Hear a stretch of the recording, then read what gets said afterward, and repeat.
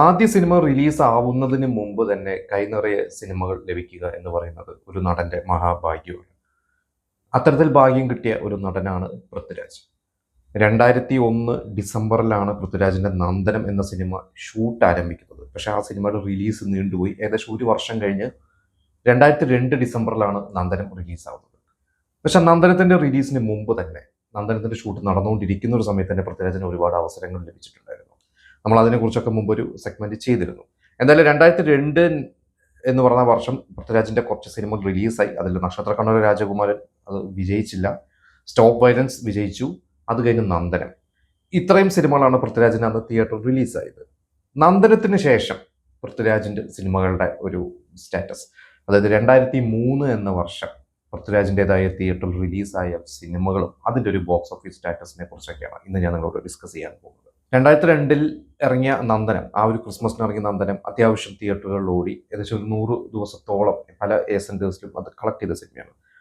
നന്ദനത്തിന്റെ shoot കഴിഞ്ഞ് പൃഥ്വിരാജ് നേരെ join ചെയ്തൊരു സിനിമ, അതായത് നന്ദനത്തിന്റെ റിലീസിന് ശേഷം എന്ന് വേണമെങ്കിൽ പറയാം. നന്ദനത്തിന്റെ ഷൂട്ടല്ല, നന്ദനത്തിന്റെ ഷൂട്ട് കഴിഞ്ഞ് പൃഥ്വിരാജ് വേറെ സിനിമകൾ ചെയ്തു. നന്ദനം റിലീസായിട്ട് പൃഥ്വിരാജ് ചെയ്ത ഒരു സിനിമയാണ് വെള്ളിത്തിര. ഭദ്രൻ എന്ന സംവിധായകൻ, അദ്ദേഹം മലയാളത്തിൽ ശരിക്കും വിരലിലെണ്ണാവുന്ന സിനിമകളെ ചെയ്തിട്ടുള്ളൂ. അതിൽ സ്ഫടികവും അയ്യർ ദി ഗ്രേറ്റും തന്നെയാണ് നമ്മുടെയൊക്കെ മനസ്സിൽ എപ്പോഴും നിൽക്കുന്ന സിനിമകൾ. ഒളിമിൻ അന്തോണിയാദം എന്ന സിനിമ മോഹൻലാൽ വെച്ച് ചെയ്ത് 99. അതിനുശേഷം അദ്ദേഹം ചെയ്യുന്ന സിനിമയായിരുന്നു വെള്ളിത്തിര. വെള്ളിത്തിര എന്ന സിനിമയ്ക്ക് ഭയങ്കര ഹൈപ്പായിരുന്നു. ആ സിനിമയുടെ ഓഡിയോ ലോഞ്ച് AR റഹ്മാനാണ് വന്നത്. അതതിൻ്റെ നിർമ്മാതാവ് ഗുഡ് നൈറ്റ് മോഹൻ അദ്ദേഹം പറഞ്ഞിട്ടാണ് അന്ന് AR റഹ്മാൻ വന്നത്. അത് ഭയങ്കര ഒരു ഗ്രാൻഡ് പരിപാടിയായിരുന്നു അന്ന്. ഭയങ്കര ഹൈപ്പായിരുന്നു ഒരു സിനിമയ്ക്ക്. പൃഥ്വിരാജും നവ്യ നായരും വീണ്ടും ഒന്നിക്കുന്നു എന്നൊക്കെ പറഞ്ഞ അതിൻ്റെ പാട്ടുകൾ നല്ല ഹിറ്റായിരുന്നു. എന്തായാലും ആ ഒരു സിനിമ ആണ് ആ വർഷം പൃഥ്വിരാജിൻ്റെ ആദ്യം റിലീസാവുന്നത്. അത് ജൂൺ മാസമാണ് ആ സിനിമ റിലീസായത്. തൃശ്ശൂർ രാഗം തിയേറ്ററിലാണ് സിനിമ റിലീസത്. എൻ്റെ ഒരു ഓർമ്മയിൽ ആ വെള്ളിത്തിര സിനിമയുടെ പ്രൊമോഷന്റെ ഭാഗമായിട്ട് ആ പൂരം, അന്ന് 2003 തൃശ്ശൂർ പൂരം മെയ് മാസമായിരുന്നു. തൃശ്ശൂർ പൂരത്തിനൊക്കെ നമുക്കറിയാം ഒരു തൊപ്പിയൊക്കെ, വെയിലായതുകൊണ്ട് എല്ലാവരും തൊപ്പി വയ്ക്കും. അപ്പോൾ തൊപ്പി ഫ്രീ ആയിട്ട് ചെറിയൊരു കടലാസിൻ്റെ ഒരു തൊപ്പി, പേപ്പർ ക്യാപ്പ്, ചെറിയൊരു ക്യാപ്പ്, അതിൽ വെള്ളിത്തിരയുടെ ഒരു ലോഗോ, പേരും ടൈറ്റിലും അതിൻ്റെ ഒരു പോസ്റ്ററൊക്കെ വെച്ചിട്ടുള്ള ഒരു തൊപ്പിയായിരുന്നു എല്ലാവർക്കും ഡിസ്ട്രിബ്യൂട്ട് ചെയ്തിട്ടുണ്ട്. അപ്പോൾ ഭയങ്കര ഹൈപ്പായിരുന്നു അതിൻ്റെ പാട്ടുകളും എല്ലാം കൊണ്ട് ഹൈപ്പായിട്ട്. ആ സിനിമ ഫസ്റ്റ് ഡേ തിയേറ്ററിൽ ഇറങ്ങുമ്പോൾ എനിക്കൊണ്ട് പൃഥ്വിരാജിന്റെ അതുവരെയുള്ള സിനിമ, ഒരു സൂപ്പർ സ്റ്റാർ സിനിമയുടെ തിരക്കായിരുന്നു അന്ന് ആദ്യത്തെ ദിവസം. തൃശ്ശൂർ രാഗം തിയേറ്ററിലും എറണാകുളത്ത് അന്ന് ഷേണായ്സ് തിയേറ്ററിലായിരുന്നു എന്നാണ് എൻ്റെ അറിവ്. ഇത് എൻ്റെ പിന്നീട് എൻ്റെ സുഹൃത്തുക്കൾ പറഞ്ഞിട്ടുണ്ട്. ഷേണായ്സ് ആണോ കവിതയാണോ ഷേണായ്സ് എന്ന് തോന്നുന്നു. ആ റോഡ് ബ്ലോക്കാണ് ആദ്യത്തെ ദിവസം. പക്ഷെ ആ സിനിമ ഇറങ്ങി ഒപ്പീനിയൻ വളരെ മോശമായിരുന്നു. അതുകൊണ്ട് തന്നെ 2 ദിവസം 3 ദിവസം കഴിഞ്ഞ് ആ സിനിമയുടെ ഒരു കളക്ഷൻ കുറയാനുണ്ടായിരുന്നു. അതുകൊണ്ട് അതൊരു വലിയൊരു ഹിറ്റ് സ്റ്റാറ്റസിലേക്ക് പോയില്ല. എനിക്ക് തോന്നുന്നു ആ സിനിമ നഷ്ടമാണോ എന്ന് എനിക്ക് കൃത്യമായിട്ട് അറിയില്ല. എങ്കിലും അതൊരു വലിയൊരു ഹിറ്റ് സ്റ്റാറ്റസിലേക്ക് പോയില്ല. കാരണം അതിന് അത്യാവശ്യം ബഡ്ജറ്റ് ഉണ്ടായിരുന്നു. ഇനീഷ്യൽ ഉണ്ടായതുകൊണ്ട് ഒരു വൻ നഷ്ടത്തിലേക്ക് അത് സിനിമ പോയില്ല. പല അഭിപ്രായങ്ങളായിരുന്നു പൃഥ്വിരാജിന്റെ പെർഫോമൻസിനെ കുറിച്ച്. പൃഥ്വിരാജിന്റെ കോമഡി ചെയ്യാൻ അറിയില്ല, പൃഥ്വിരാജ് ഓവറാണ് എന്ന് പറഞ്ഞവരുണ്ട്. എന്നാൽ ആ സിനിമ ഇഷ്ടപ്പെട്ടവരുണ്ട്. പിന്നീട് ആ സിനിമ TV-യിലോ അല്ലെങ്കിൽ DVD ഒക്കെ ഇറങ്ങിയ ശേഷം എല്ലാവരും പറഞ്ഞത് നല്ലൊരു സിനിമയാണല്ലോ എന്ന് പിന്നീട് എല്ലാവരും പറഞ്ഞിട്ടുണ്ട്. എന്തായാലും അതിലെ പാട്ടുകളൊക്കെ ഒന്നും പറയാനില്ല, ഗംഭീര പാട്ടുകളായിരുന്നു. ഇത് കഴിഞ്ഞ അതേ മാസം തന്നെയാണ് വിനയന്റെ സിനിമ, മീരയുടെ ദുഃഖം മുത്തുവിന്റെ സ്വപ്നം. എനിക്കൊണ്ട് വിനയൻ, അതിന് മുമ്പ് കാട്ടുചെമ്പകമാണ്. കാട്ടുചെമ്പകം കഴിഞ്ഞിട്ട് ചെയ്ത സിനിമയാണ്. വിനയൻ പൃഥ്വിരാജ് കൂട്ടുകെട്ട് തുടങ്ങുന്നത് ഇവിടെയാണ്. ഇത് കഴിഞ്ഞിട്ട് പിന്നീട് വെള്ളി നക്ഷത്രം, സത്യം, അത്ഭുത ദ്വീപ്, കുറെ സിനിമകൾ അവർ ചെയ്തിട്ടുണ്ടായിരുന്നു. മീരയുടെ ദുഃഖം മുത്തുവിന്റെ സ്വപ്നം ഒരു കരിമാടിക്കുട്ടനെ വാസന്തിയൊക്കെ പോലെ വളരെ ഒരു ഇമോഷണൽ ഒരു കഥയാണ് വിനയൻ പിടിച്ചത്. പക്ഷെ അത് ഏറ്റില്ല. ശരിക്കും തിയേറ്ററിൽ ആ സിനിമ പരാജയം തന്നെയായിരുന്നു. അതൊന്നും ഒരു ഹിറ്റ് സ്റ്റാറ്റസിൽ ഇടം നേടിയിട്ടില്ല. അതിൻ്റെ മറ്റ് കളക്ഷൻ വൈസ് എത്രത്തോളം, അതിൻ്റെ ബഡ്ജറ്റ് എത്രയായിരുന്നു, അതിൻ്റെ കളക്ഷൻ എന്ത് കിട്ടിയെന്ന് എനിക്കറിയില്ല. എങ്കിലും അതൊരു ഹിറ്റ് സിനിമയല്ല, തിയേറ്ററിൽ അങ്ങനെ ഓടിയ ഒരു സിനിമയല്ല.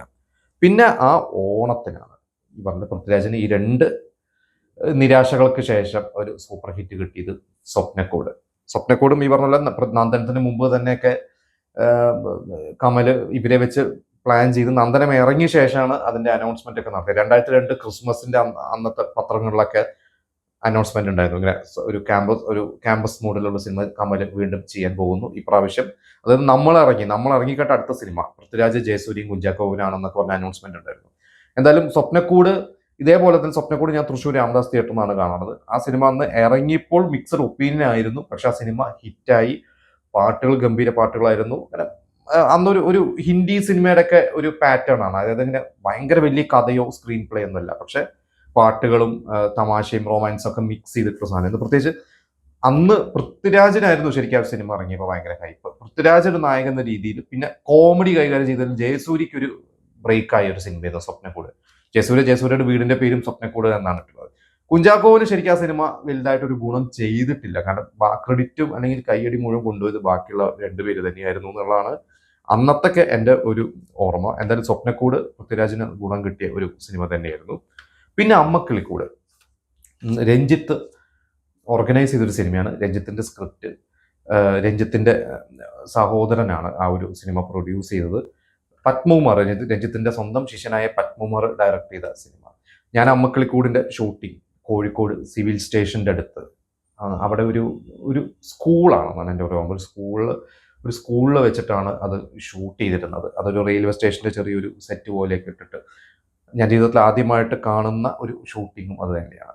അമ്മക്കിളിക്കൂട് റിലീസായത് 2003 ഒക്ടോബർ നവംബർ ആ ഒരു ടൈമിലാണ് റിലീസായത്. പക്ഷെ ആ സിനിമ ഒരു സീരിയൽ പോലെ എന്നൊക്കെ അന്ന് പറഞ്ഞിരുന്നു. ചിലവർക്കൊക്കെ അത് ഇഷ്ടപ്പെട്ടു.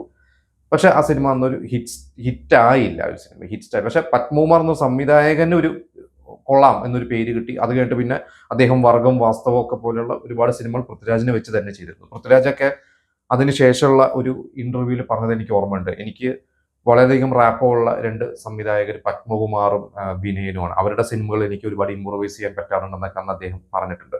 ഏറ്റവും കൂടുതൽ റിപ്പീറ്റ് ആയിട്ട് സിനിമകളും അദ്ദേഹം ചെയ്തത് ഇവരുടെ രണ്ടുപേരും സിനിമകളാണ്. പിന്നെ ആ വർഷം ഇറങ്ങിയ ചക്രം 2003 ക്രിസ്മസിന്. ചക്രം കമൽ, ലോഹിദാസ്, ദിലീപ്, മോഹൻലാൽ ഇവരൊക്കെ വെച്ച് ചെയ്യാൻ ഉദ്ദേശിച്ച സിനിമ നമുക്കറിയാം. ആ സിനിമ ഷൂട്ട് മുടങ്ങിപ്പോകുന്നു. വിദ്യാബാലനായ സിനിമ. ഇത് കണ്ട് ലോഹിദാസ് പിന്നീട് ആ സിനിമ വീണ്ടും പൊടിയെട്ടിയെടുത്തു. ഇതേപോലെ നന്ദനം റിലീസായ ആ ഒരാഴ്ച ക്രിസ്മസിന് പൃഥ്വിരാജിൻ്റെതായ വന്ന അനൗൺസ്മെന്റിൽ ഒരു സിനിമയായിരുന്നു ചക്രം. ലോഹിദാസ് അന്നൊരു ഇന്റർവ്യൂവിൽ പറഞ്ഞു, ഞാൻ അടുത്ത് ചെയ്യാൻ പോകുന്ന ചക്രം വീണ്ടും തുടങ്ങാൻ പോവാണ്. പൃഥ്വിരാജും ജയസൂര്യയുമായിരിക്കുമെന്നാണ് പറഞ്ഞത്. പക്ഷെ ജയസൂര്യക്ക് അന്ന് സ്വപ്നക്കൂട് കഴിഞ്ഞ് പുലിവാലി കല്യാണം എന്ന സിനിമ വന്നു കഴിഞ്ഞപ്പോൾ പുലിവാലി കല്യാണത്തിന്റെ തിരക്ക് കാരണം ചക്രത്തിന് ഡേറ്റ് കൊടുക്കാൻ പറ്റിയില്ല. അങ്ങനെ ആ വേഷം വിജീഷ് അഥവാ നൂലുണ്ടയാണ് ആ വേഷം ചെയ്തത്. ചക്രം അന്ന് എൻ്റെ ഒരു ഓർമ്മയിൽ കൈരളി തിയേറ്ററിൽ തൃശ്ശൂര് ഞാൻ മത്സരം എന്ന സിനിമ കാണാൻ പോകണം. അത് ക്രിസ്മസിന് ഒരാഴ്ച മുമ്പാണ്. മത്സരം കാണാൻ പോകുമ്പോൾ പറഞ്ഞു, മത്സരം ഇപ്പോൾ ഒരാഴ്ച കഴിഞ്ഞാൽ അത് ശ്രീലോട്ട് മാറ്റും.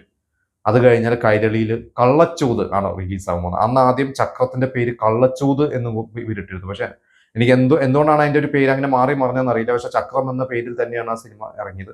ഞാൻ ആ സിനിമ അന്ന് തിയേറ്ററിൽ കണ്ടതല്ല. പക്ഷെ പിന്നീട് ഞാനത് DVD എടുത്തിട്ടാണ് കണ്ടിട്ടുള്ളത്. എനിക്കതൊരു ആവറേജ് സിനിമയായിട്ട് തോന്നിയിട്ടുള്ളൂ. തിയേറ്ററിൽ എന്തായാലും ആ സിനിമ പരാജയപ്പെട്ടു. അതിന്റെ കാരണം എനിക്ക് തോന്നിയിട്ടുള്ളത് പേഴ്സണലി പൃഥ്വിരാജിന് പറ്റിയ റോളല്ല. അതൊരു മോഹൻലാൽ വെച്ചൊരു സ്ക്രിപ്റ്റ് അന്നൊരു 21-22 വയസ്സുള്ള പൃഥ്വിരാജ് ചെയ്ത് കഴിഞ്ഞാൽ അതൊരിക്കലും ഫുൾ ഓഫ് ചെയ്യാൻ പറ്റില്ല.